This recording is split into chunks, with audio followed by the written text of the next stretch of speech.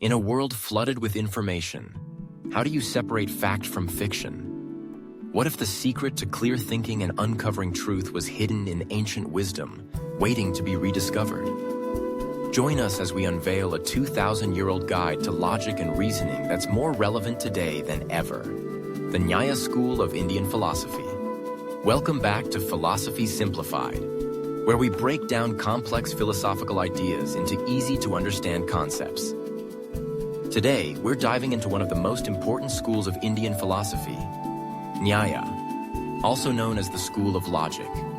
Nyaya is all about reasoning, debate, and finding the truth through clear thinking. Sounds interesting, right? Let's explore. Founded by sage Gautama, also known as Akshapada, the Nyaya school focuses on how we come to know what we know. In simple terms, it's all about understanding the rules of logic and using them to separate truth from falsehood. Imagine you're a judge in a courtroom. You have to decide what's true and what's false based on the evidence presented. The Nyaya school operates similarly. It seeks to find the truth by analyzing arguments, evidence, and reasoning. The primary purpose of Nyaya is to remove ignorance and misconceptions through proper reasoning and logical analysis. This, in turn, leads to liberation, or moksha. Nyaya teaches that ignorance is the root cause of human suffering. To achieve liberation, one must remove ignorance by gaining true knowledge. And how do we do that? By understanding how to think logically and critically. So, how do we acquire this true knowledge? The Nyaya school identifies 4 sources of valid knowledge, known as pramanas. Think of them as 4 different ways we can come to know something is true. Let's break these down. Perception, pratyaksha. This is the knowledge we gain directly through our senses, what we see, hear, touch, taste, or smell.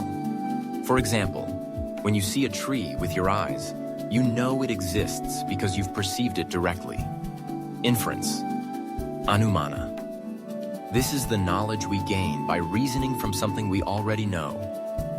For example, if you see smoke rising from a mountain, you can infer that there is fire, even though you don't directly see the fire. Comparison, upamana.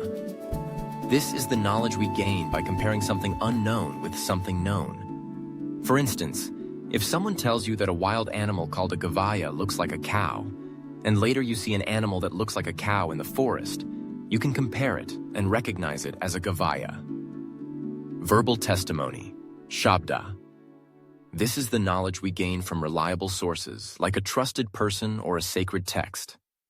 For example, if a knowledgeable teacher tells you about a historical event, you accept it as true based on their authority and expertise. By using these 4 sources of knowledge, Nyaya teaches us how to build a solid foundation for understanding the world around us.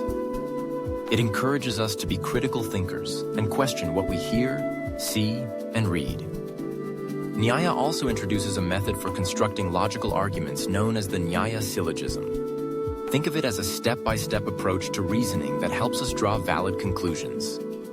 Here's how it works. Proposition, pratishna. The statement or claim being made.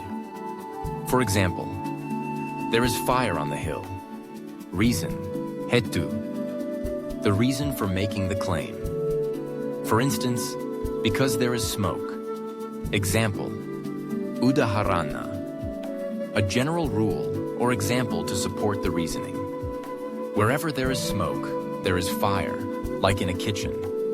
Application, upanaya. Applying the general rule to the specific case. There is smoke on the hill, so there must be fire. Conclusion, nigamana. The final conclusion based on the reasoning. Therefore, there is fire on the hill. By following these steps, Nyaya helps us form sound arguments and avoid fallacies or faulty reasoning. It's like a toolkit for clear thinking and rational debate. Now you might be wondering, why should we care about an ancient school of logic today? Well, the principles of Nyaya are incredibly relevant in our modern world. Whether we're making decisions, evaluating news, engaging in discussions, or simply trying to understand different viewpoints, Nyaya offers valuable tools for thinking clearly and critically. In a world where misinformation is so common, Nyaya encourages us to seek evidence, ask questions, and think logically.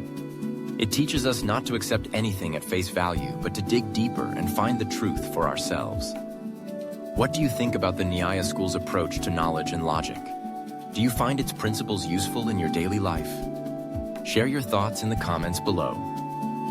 And if you enjoyed this episode, please like, subscribe, and hit the bell icon to stay updated on our next deep dive into Indian philosophy.